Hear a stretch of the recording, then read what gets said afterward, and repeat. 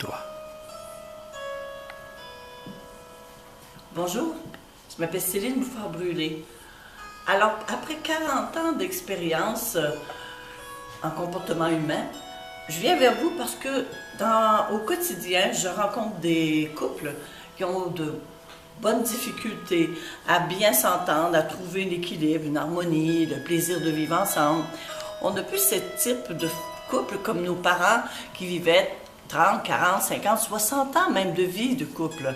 Aujourd'hui, après 3 ans de mariage, ça commence à être difficile. Après 7 ans, c'est bancal. Ici, on surpasse ces 7 premières années. On peut dire que le couple peut continuer sa vocation.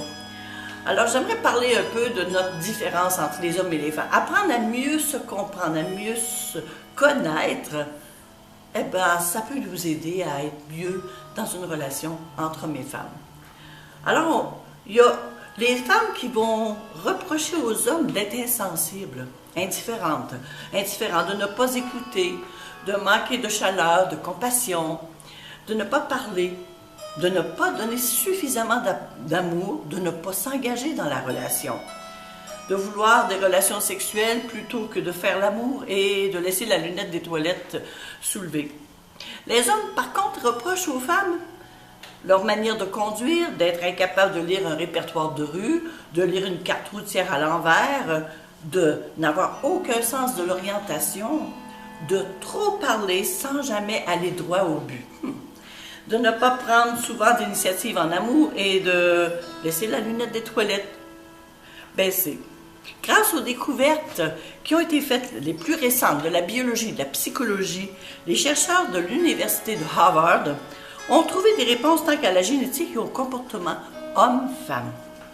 La grande révélation, nous sommes différents.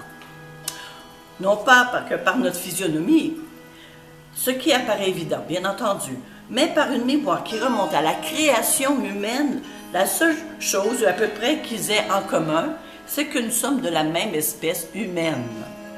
En majorité, car il y a toujours exception à la règle, l'homme est conçu plus fort, large d'épaule, et que la femme est celui qui, à une époque, Cro-Magnon, Néandertal, avait comme rôle de subvenir à la nourriture du foyer, donc de la grotte, en chassant. Son rôle était aussi la protection de son clan. Leur cerveau s'est adapté à évoluer de manière à assumer ses fonctions. La femme, plus petite, ayant un corps pour la création, était différente. Elle soignait, entretenait le feu dans la caverne, s'occupait des enfants et entretenait des relations familiales et sociales. Son cerveau s'est aussi adapté à évoluer de manière à assumer ses fonctions. Pour chacun, c'était normal de tenir son rôle dans ce système, ce qui assumait une survie et l'équilibre du clan. 2018. Aujourd'hui, il en est de même psychologiquement et génétiquement. L'homme est conçu pour être le pourvoyeur et le protecteur du foyer et il doit surtout être compétent, ramené.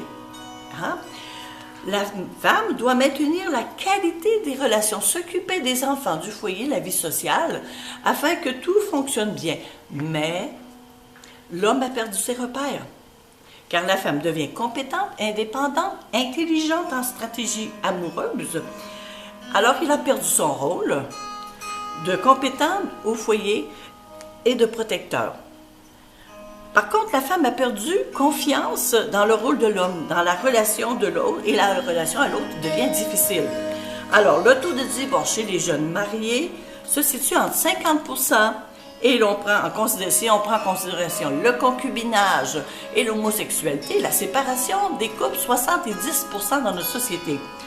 Alors, nous avons besoin d'apprendre des nouvelles règles, de manière à découvrir comment être heureux et survivre émotionnellement pour entrer intact dans le 21e siècle.